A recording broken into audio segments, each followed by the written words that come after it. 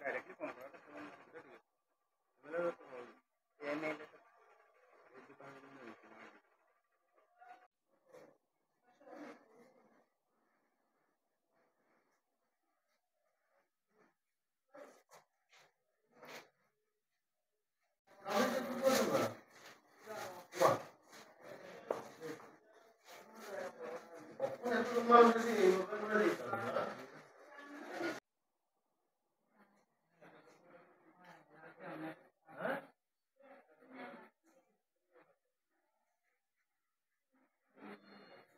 সামনে যাবো তুমি সামনে যাও না সামনে যাও ফুল বেরিয়ে এই সামনে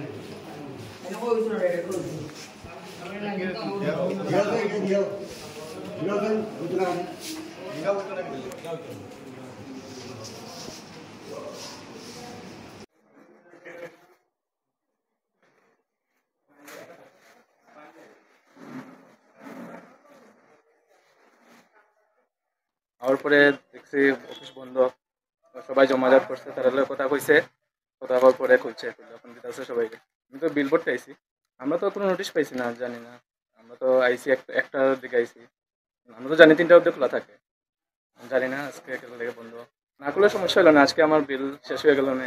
তো সবাইরই এরকম প্রবলেম। আগের সিস্টেমটাই আমার মতে ভালো, এখন তো রিচার্জ শেষ হলে ইমার্জেন্সি আইতে লাগে, আর অনলাইনে দিলে অনেকটা ট্যাক্স কাটে, কি কাটে, তারা মিটার চার্জ আছে, এগুলো কাটে আর কি। আমরা তো আগের সিস্টেমটাই ভালো আসলো। একটার দিকে আইসে দেখছি এটা বন্ধ। আমি না আরো অন্য আমার লোকও আসছিল, এটা তো টাইমের আগে বন্ধ করেছে, যেহেতু তারা মেনশন করছে 3টা থেকে 3টার সময় বন্ধ হয়েছে, এর আগে সময়ের আগে বন্ধ করছে, যার কারণে একটু ক্ষুব্ধ হয়েছে আর কিছু।